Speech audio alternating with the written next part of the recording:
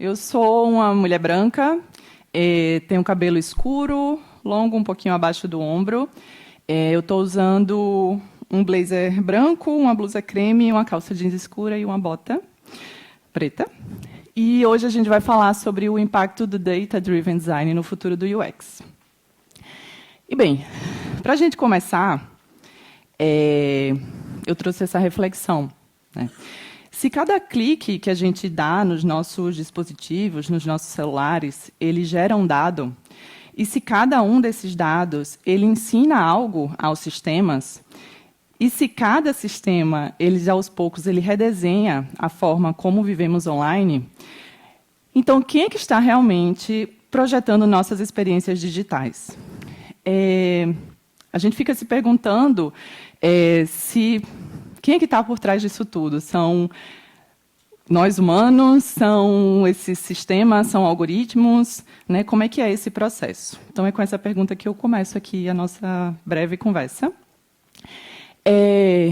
Hoje, tudo que a gente faz gera um rastro digital, né? Então, cada busca que a gente faz, cada música que a gente procura, cada clique, tempo de tela, ele gera algum tipo de informação que são esses dados, né?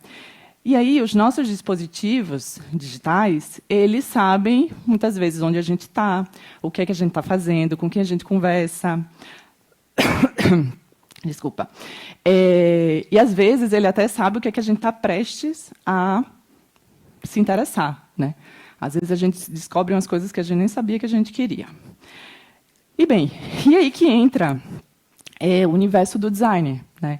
Nesse grande iceberg de muita informação, muitos dados, que muitas vezes a gente só vê a pontinha, mas tem toda uma matéria-prima invisível lá por baixo, e que nós, designers, a gente tem que aprender a lidar com isso, né? Quem está aqui trabalhando com experiências digitais precisa aprender a trabalhar com isso. E aí é que entra o Data Driven Design, ou melhor, o design orientado a dados, que é essa forma da gente projetar experiências digitais a partir de informações quantificáveis, né? Também de informações quantificáveis, e não baseado naquilo no que eu acho melhor ou não. Mas o que significa realmente, né, projetar com dados? Quando a gente vai analisar as metodologias de design clássica, a gente tem essas metodologias que elas têm um começo, meio e o fim. Então, a gente tem uma entrega de um produto que segue esse processo. E, se tem alguma atualização, muitas vezes ele demora, né? Demora anos para que ele seja atualizado. A gente tem o design de serviços, que é cíclico. Mas, quando a gente chega aqui, nesse momento, a gente tem uma rapidez muito grande nesse desenvolvimento desses produtos digitais. Então, pensando aqui nesse ciclo, né, a gente tem os dispositivos, onde a gente consegue coletar esses dados, nós analisamos os dados que são coletados, geramos hipóteses, tomamos decisão, fazemos uma entrega e a coleta é feita novamente. Mas esse processo, ele acontece muito rápido, né? Então, muitas vezes acontece da gente estar lá mexendo no aplicativo e ele pede para atualizar, e uma semana depois, ou até menos tempo, o aplicativo ele pede para atualizar novamente, porque entendeu que algumas alterações ali seriam necessárias. E aí, é aqui que a gente está, né, nessa rapidez, nessa forma muito dinâmica de desenvolver um produto. Mas também a gente não está falando somente de mapas de calor, testes AB, né, desses dados somente quantificáveis. Os dados eles são fascinantes porque eles mostram o que as pessoas realmente fazem. Mas será que esses dados eles mostram o que elas realmente sentem? A gente consegue identificar quanto tempo uma pessoa ficou numa tela, quanto tempo ela demorou para finalizar uma compra. Mas a gente está ali, a gente sabe qual é o sentimento dela ali naquela relação. Então, as mesmas métricas que nos ajudam a melhorar, elas também podem nos prender nesse ciclo que repete o que já deu certo. Então, essa reiteração, né, essa repetição do sistema, onde a gente entende o que o sistema entendeu que a gente gosta ou não, e ele ali está repetindo aquelas mesmas informações. E aí eu trouxe esse exemplo, que acho que funciona muito comigo. Das vezes, assim, quando você foi convidado para uma festa de casamento, e aí você vai buscar referência, e aí você se depara com as mesmas referências sempre. Estou vendo algumas pessoas rindo aí, eu acho que se identificaram, né? E às vezes a gente até chega no casamento e também tem um monte de gente com essas mesmas referências. E bem, isso nos leva ao conceito das bolhas informacionais, né? Esses espaços que são invisíveis e digitais, onde nós somos colocados sem entender que chegamos ali, e a gente não sabe, por exemplo, quem é que está ali ao nosso lado, qual tipo de conteúdo está chegando a ele. Muitas vezes é muito diferente, né, um do outro. Às vezes a gente até consegue acessar um pouco da bolha do colega. E a gente não está falando nem de distâncias físicas, a gente está falando de pessoas que convivem com a gente e a gente tem acesso a conteúdos completamente diferentes. E aí, o mais curioso das bolhas é que elas são confortáveis e, muitas vezes, elas são coerentes. Mas aí, eu entendo que é por isso mesmo que o design ele precisa tornar o invisível visível e mostrar o que o sistema revela, mas também o que ele esconde. Então, por que ele me demonstrou determinado tipo de conteúdo e não outro? Né? Por que essa relação acontece? A gente sabe que o sistema funciona, que são os algoritmos, mas eu vou ficar presa dentro desse algoritmo. Um outro conceito importante também aqui é o da identidade algorítmica, que é, eu, física, estou lá mexendo no meu celular, eu informo esses dados, os algoritmos eles fazem uma interpretação, e o sistema ele cria o meu eu digital. Sendo que o meu eu digital e o meu eu físico é a mesma pessoa, né? E aí o meu questionamento vai muito para esse lugar. Quanto um está dominando o outro? E quanto, de repente, a identidade algorítmica ela está monopolizando e sendo exposta às mesmas ideias. E, bem, um outro exemplo que eu acho muito bom é, sabe aquelas vezes quando a gente está bem cansado e a gente assiste uma comédia romântica? E aí já tem gente balançando a cabeça. E aí bota lá no Netflix, Prime. E aí, depois assim a gente só vê comédias românticas. Não que seja ruim, né? Não que sejam filmes ruins, mas às vezes a gente quer também estar expostos a outros tipos de conteúdos, né? Mas muitas vezes também a gente está muito cansado e a tela está ali nos dizendo, faz isso aqui, é mais fácil, e a gente só segue o que ela está pedindo. E aí eu venho com essa outra pergunta, né? Será que a agência das nossas vidas ela está nos algoritmos?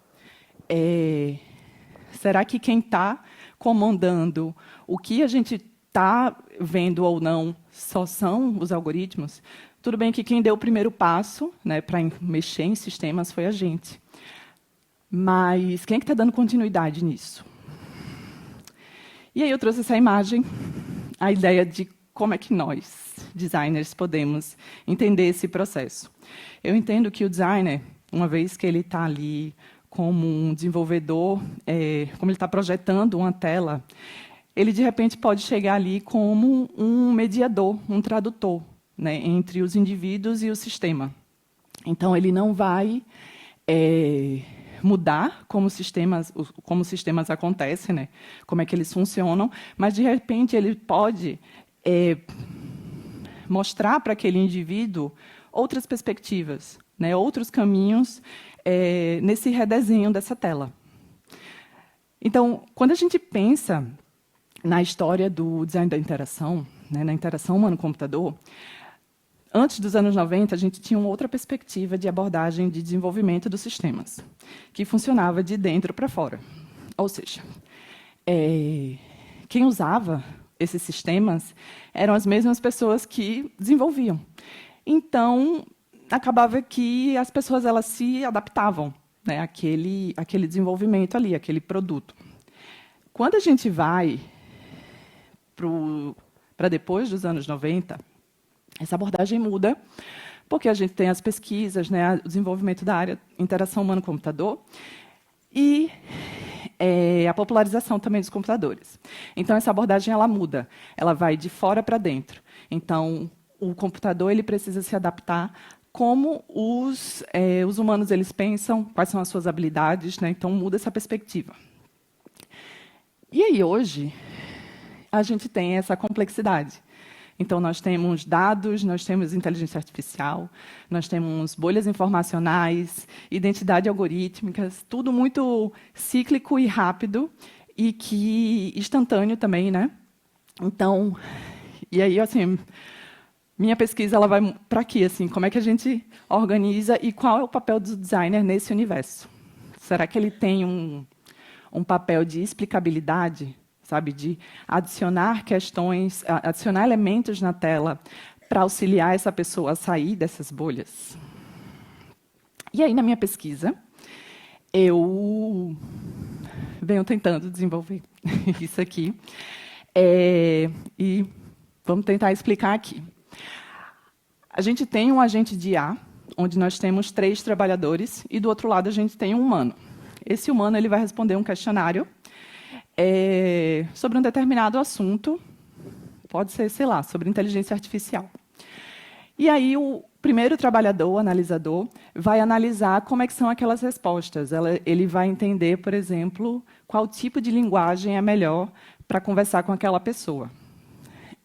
O contra-argumentador ele vai criar contra-argumentos. Ele vai pensar, mostrar outras perspectivas, né, para aquela pessoa. E o orquestrador vai organizar a galera ali que está trabalhando. Então, a intenção aqui não é mudar a opinião de ninguém, até porque a gente não consegue mudar a opinião do outro tão rápido, né? Mas é fazer ela refletir, fazer ela pensar, mostrar que existem outros caminhos para aquele, diferente daquele, né, que ela entende e que ela foi colocada. E bem, e aí, talvez o UX do futuro ele importe menos com a taxa de clique, menos com essa performance e muito mais com a capacidade de fazer com que as pessoas reflitam, né? com a geração de consciência. E eu volto para a minha primeira pergunta. Queria que vocês pensassem um pouco, né? Eu vou estar por aqui também para a gente conversar. Mas queria entender para vocês, quem é que vocês acham que tem projetado as nossas experiências digitais? Quem é o responsável por isso? Vocês acham que vocês têm hoje a agência do que vocês acessam e do que, ou até tem a ação, né, de procurar outras referências para além daquilo que aparece para vocês? E aí eu entendo que o design orientado a dados, por muito tempo, ele está sendo visto como um espelho.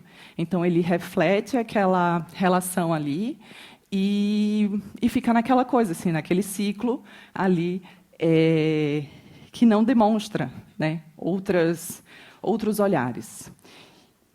E aí eu convido vocês a pensar o design orientado a dados não somente como espelho, mas como uma janela que vai ver outras possibilidades, que vai demonstrar outras possibilidades para as pessoas e vai tirar as pessoas dessa passividade, né, de receber somente aquele conteúdo que esses sistemas que a gente, de uma forma geral, não sabe como é que tem funcionado, e ajudar, né, as pessoas a desenvolver mais as suas capacidades e habilidades.